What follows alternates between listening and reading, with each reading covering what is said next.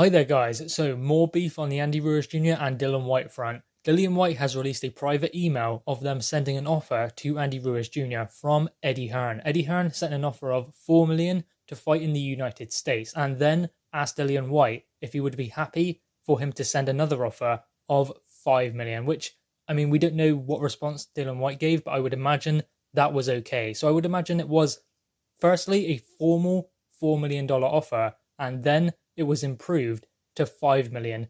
I mean, they kind of laid it on the table. What do you want to get this fight done? That is basically what they have said to Andy Ruiz Jr. They offered a formal $4 million, but then followed up by saying, what do we have to do to make this fight happen? Obviously, Andy Ruiz Jr. doesn't have to accept that $4 million. He can say, I want more. He can say he wants this, he wants that. He can have these stipulations put into place. It's a deal of two sides. So ultimately, Andy Ruiz Jr. doesn't have to just accept that. He can do what he wants. He can add these little stipulations and say he wants this, he wants that. He doesn't have to say that $4 million wasn't enough, so he turned it down. He can say if he wants more. And he didn't. He said he didn't want the fight, or maybe he didn't even get back to him.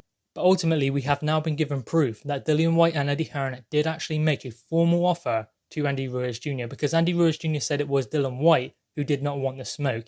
Even though it is Dillian Whyte who is the one who is actively seeking out Andy Ruiz Jr. Andy Ruiz Jr. obviously doesn't want to come back against Dillian Whyte. And who would, to be honest? I mean, that's kind of a guaranteed loss, right? So 2 losses on the bounce is not going to be great for Andy Ruiz Jr. So he's going to want a comeback fight. But, I mean, does he really have to have a comeback fight? Does he not want to just get back in there with a Dillian Whyte, maybe a Derek Chisora, maybe even a Luis Ortiz? What a fight that would be. Why does he need these warm-up fights? Because basically on PBC what he's going to do is have a warm-up fight, then be out of the ring for 6 months, and then have another gimme fight. And then, I mean, what's the point? Just get back in there. All the fighters back in the day would fight each other. They'd fight each other once, lose, then come back, have a rematch, fight someone else at the top. I mean, that's what they used to do. Why don't they do it now? Why doesn't Andy Ruiz Jr. want to get straight back in there and try to get back to the top? I mean, does he want to fight these gimme fights where he's not really that bothered about? I mean, he's obviously not going to be peak Andy Ruiz Jr. because he doesn't have the fear factor against a lower level opposition. So go in against a Luis Ortiz, go in against a Dillian Whyte, a Derek Chisora, even a Carlos Takam.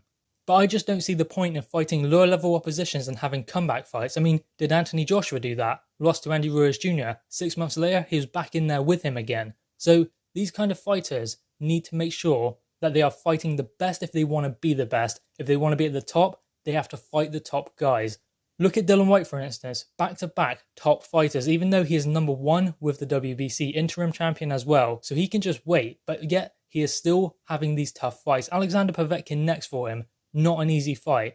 And obviously Anthony Joshua, who I just explained, straight back in there with Andy Ruiz Jr. And Dillian Whyte, Tyson Fury, Anthony Joshua have set that precedent of going in there against tougher opponents. Now the PBC guys and all of those other guys need to step up and do the same. Because, as I said, he'll have a fight 6 months down the line, then he'll be out for 6 months. I mean, PBC do not keep their fighters active. We have seen that model over and over again. And I would be worried that Andy Ruiz Jr. could fall under that same category unless he has a big fight. I mean, he's not going to be that active anyway on PBC because they don't have the fights to give him. So ultimately, he's going to be quite inactive anyway on that platform. So why not go for the big fights? Forget the gimmies, forget the warm-ups. You're already at world level. Stay there. Or go backwards. I mean, he's 30 years old, former unified heavyweight world champion, coming off a fight against Anthony Joshua where he lost soundly, but he wasn't knocked out. So ultimately, he's at that world level. What does he want to do? Go back? And if you do, the one thing that will happen is you get forgotten. So Dillian Whyte, Anthony Joshua, Tyson Fury, they are setting that precedent of fighting tough fights, having tough opponents, and they believe they are the best. That is why they continue to fight the top fights. That is why they continue to get in there in 50-50 fights, like Dillian Whyte, Alexander Povetkin, like Anthony Joshua getting straight back in there with Andy Ruiz Jr., like Tyson Fury going in against Deontay Wilder just 6 months after his comeback. So they are setting the tone, and does Andy Ruiz Jr.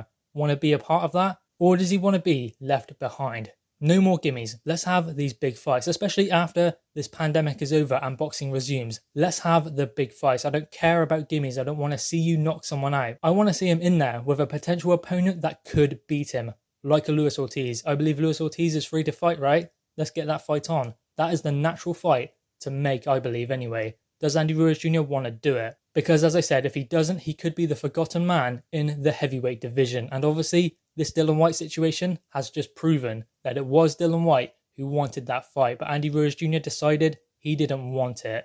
Anyway, guys, what are your thoughts on this? Drop your thoughts in the comments below, click the thumbs up, and subscribe if you are new. Thanks, guys.